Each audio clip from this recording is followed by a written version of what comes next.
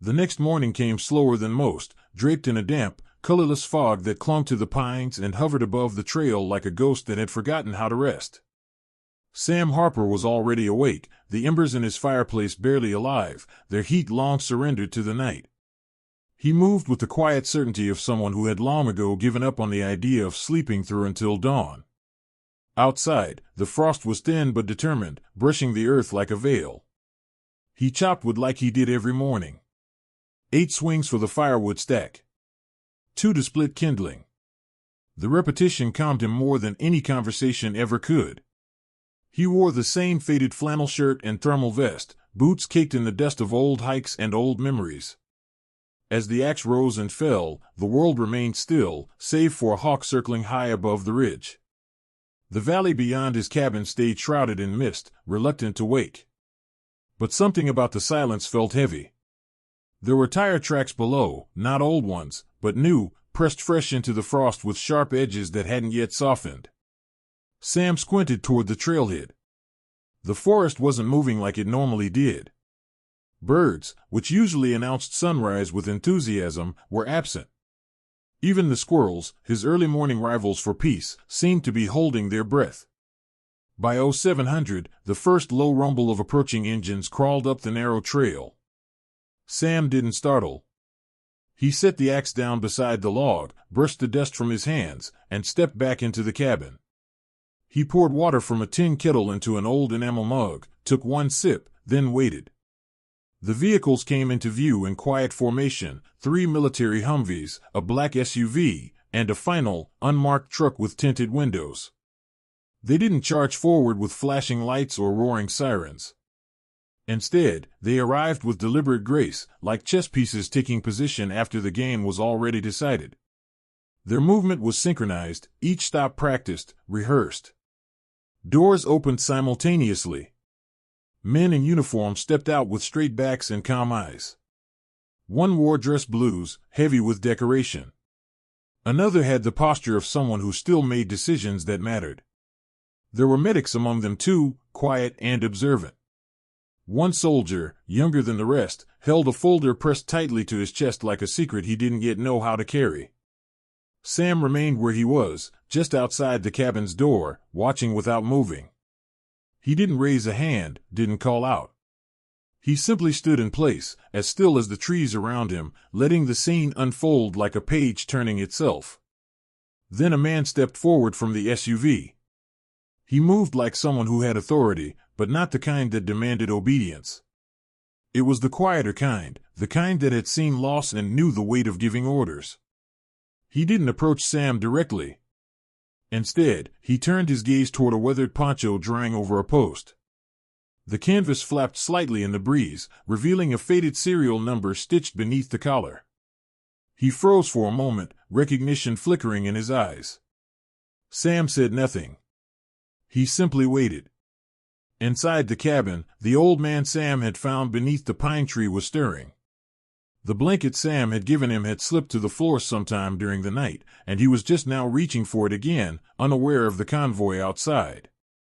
He had slept, not peacefully, but better than he had in years. Dreams had visited him, unwelcome, vivid ones. Flashes of coordinates. Desert winds. Helicopter blades slicing the dusk. Orders shouted across static. He'd gripped the edge of the cot tightly through it all. As he sat up and looked toward the window, something shifted. He noticed the silhouettes, uniformed, familiar, and waiting. He rose slowly, the way only men trained to endure ever did. His hands reached for the coat Sam had loaned him. The moment his fingers touched the fabric, a jolt of memory surged through his bones. It wasn't just a poncho anymore. It was a map of everything he had tried to forget: rescue missions, cold nights in the field, fallen comrades, unfinished orders. He stepped outside. The air met him like a wall. Sam didn't speak. Neither did the others. But the man from the SUV removed his cap, his hand trembling just slightly as he held it to his chest. Then he said it. A name no one had said in 14 years. General Brenner. The name hung in the mist like a bell tolling at a funeral. The old man froze. His breath caught. His spine straightened almost involuntarily. His gaze drifted over the men standing before him, faces he didn't recognize, but uniforms that he did. There was an ache in his chest now, not physical, but emotional, something deep and buried rising through him like a tide. He hadn't heard that name in so long, it no longer felt like his. But it was. Sam could see it in his eyes, the recognition not just of a title, but of an identity he thought had died in captivity, starved by time and silence. The general didn't reply. He simply stood, hands at his sides, eyes wet but defiant, as if daring anyone to take this moment from him. Behind him, the fire in Sam's cabin still burned low. On the table, the tin cup of water remained untouched, steam curling from its rim. The men didn't move closer. They didn't need to. Something sacred had returned. And all it had taken was a fire beneath a pine tree, a quiet act of care, and a forgotten poncho soaked in rain. They gave him space. That was the first sign they knew who he was, not just by title, but by experience. Soldiers don't crowd ghosts when they return from the dead. They wait. They recognize that the mind takes longer to return than the body. The man who had been General Walter Brenner didn't speak for a long time. He stood barefoot in the frost, wearing Sam's old flannel, the poncho now draped over his arm like a fallen standard. He squinted against the morning sun, not because of the light, but because his eyes were searching for something, an anchor, a face, a fragment of the world he remembered. Sam moved only once, back into the cabin to retrieve the boots the man had left by the stove. He carried them outside without ceremony and set them near the man's feet, stepping away again without a word. That quiet offering broke something. The old man knelt down, slid one boot on, then the other. With methodical precision, he tied the laces. Left over right. Double knot. His hands trembled just once. Then he stood and looked at Sam, the way one soldier looks at another when no rank matters, only truth. The men from the convoy didn't surround him. Instead, the officer who had spoken his name took a slow step forward and extended a folder. It was sealed, marked with a blue stripe and a gold emblem. Brenner took it with both hands. He didn't open it.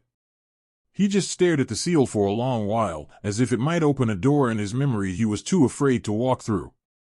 Sam watched all of it from a distance, arms folded across his chest, the cold biting at his sleeves. He didn't need to know what was in the folder. He already understood. Over the next hour, the frost melted under the rising sun, and the fog lifted from the trees. The officers helped General Brenner into the back seat of the black SUV. A medic took his vitals discreetly, murmuring questions he didn't answer. His eyes remained on Sam the entire time. Just before the convoy left, one of the men approached Sam. He didn't offer a salute, didn't even extend a hand. Instead, he held out a single envelope. "The department asks that this be kept confidential," the officer said quietly. "We wouldn't have found him without you. No one would have known." Sam took the envelope and nodded once. He didn't ask for names.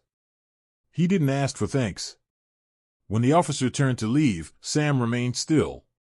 He stood at the edge of the trail as the Humvees rumbled back down the mountainside, their tires cutting clean tracks in the soft earth. The sound of the engines faded slowly, replaced again by wind and birdsong. The stillness returned, but it had changed. Inside the cabin, the bed was empty. The fire had burned low. On the counter, Brenner had left the borrowed clothes folded neatly in a stack. Next to them sat the pendant, shaped like an American eagle, polished clean and centered on the table as if awaiting inspection. That afternoon, Sam didn't chop wood. He didn't patrol the trails. He sat on the front porch with the envelope in his hand, unopened, resting on his knee. Evening arrived slower than usual, and the wind came in softer. Sam made coffee and drank it black. He thought about the man he had found under a pine tree, half-frozen and whispering in a language of war. He thought about how many had vanished without graves, how many never made it home. What haunted him most wasn't the silence General Brenner kept, but how familiar it had felt. Over the next 3 days, no one returned to the cabin. Sam resumed his routine: morning patrols, trail maintenance, silent meals. But something small had shifted in him. A hesitation before lighting the fire.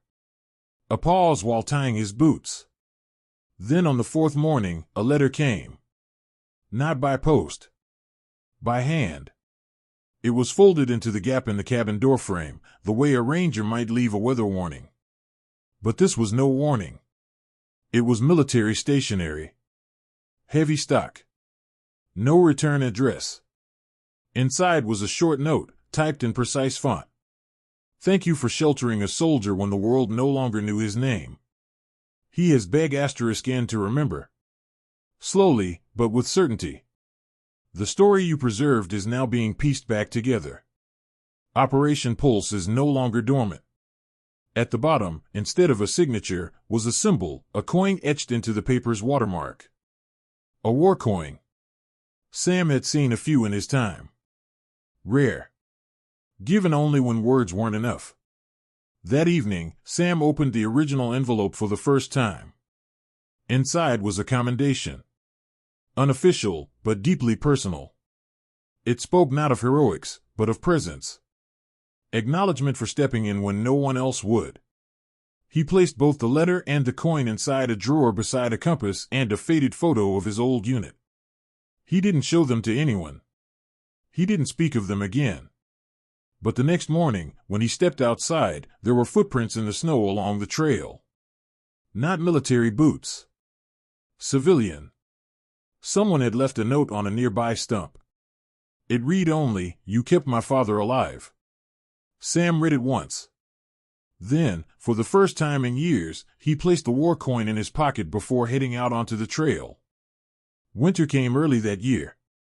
Snow arrived not with a storm, but like a quiet agreement between the mountains and the sky. Sam adjusted his routines accordingly. He checked the trails before sunrise, reinforced the cabin's roof, and stacked extra firewood near the porch. No one told him to do it. He just knew how to prepare when change was in the air. The mountains were always honest. They never lied about what was coming. It was on a morning like this, cold enough to sting the lungs, silent enough to hear a hawk's wings beat overhead, that something new arrived. Sam was splitting wood when he heard the crunch of tires on frozen dirt. Not military this time. No convoy. Just one vehicle, a civilian truck, clean but modest, the kind used in towns too small for stoplights. A young man stepped out. Late 20s. Clear eyes. Civilian jacket, but the way he stood gave him away. He had either served or was raised by someone who had. His movements were purposeful. His shoulders square. He didn't approach the porch right away. He walked slowly up the path, holding something wrapped in cloth. A shape not much bigger than a paperback book. He stopped a few feet from Sam, nodded once, and held it out. Sam wiped his hands on his trousers before accepting it. He unwrapped the cloth carefully, revealing a small, framed photograph. It was General Brenner, much younger, standing in desert fatigues beside another soldier. Sam's breath caught. The other man in the photo was him. He hadn't seen the image in nearly 20 years. Hadn't known it had even been taken. But there they were, side by side, squinting into the sun outside a command tent, the sand swirling in the air behind them. He remembered the day instantly. A long patrol. A mission they weren't sure they'd come back from. And yet, they had. The young man spoke softly. "My name's Daniel Brenner. Walter was my father." He didn't remember much at first. But he remembered you. Sam looked up, not sure what to say. His voice wasn't used to this kind of weight. Daniel continued. "He died 2 weeks ago. Peacefully. In the military hospital in Maryland. He was still trying to put the pieces together. But he asked us to find you. Said you were the reason he came home."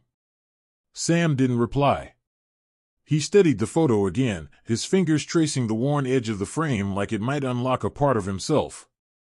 Daniel reached into his coat and handed over a sealed envelope. This was with his effects. We weren't allowed to open it. It had your name. Sam took it with both hands.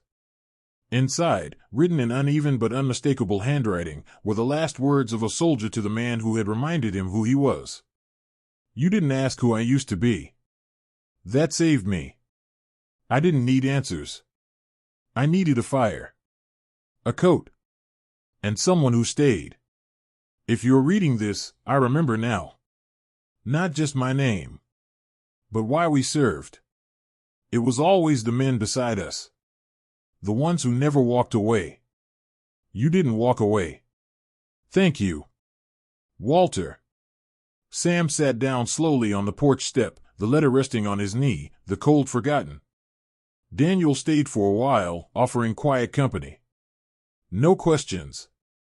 Just the presence of someone who had come not to repay a debt, but to honor a legacy. Before he left, Daniel placed something beside Sam on the step. It was the eagle pendant. "I think he'd want you to have it." Sam nodded, his throat too tight to answer. After the truck disappeared down the trail, Sam remained outside. The sky had opened wide, bright and still. He placed the letter and the pendant beside the war coin in the drawer. The next morning, he woke early and walked a different trail, one he hadn't taken in years. At a clearing overlooking the valley, he built a small cairn of stones. Not a grave. A marker. A tribute to the ones who came back in pieces and to those who helped gather those pieces, without ever asking for recognition. He set the eagle pendant at the top. That evening, back at the cabin, a bird landed on the porch railing. It was nothing special, just a gray jay, but it stayed longer than birds usually did, watching Sam through the window as if it, too, had something to remember. For the first time in years, Sam lit the fire early. He opened the drawer, took out the photo, and placed it on the mantel. He didn't need medals. He didn't need speeches. He had the quiet. He had the memory. And in that silence, something had changed. Not the world. Not even the town. But him. Sometimes, it was enough. Sometimes, a rain-soaked poncho and a fire under a pine were the only things standing between a man and forgetting who he truly was. Kindness without question is enough.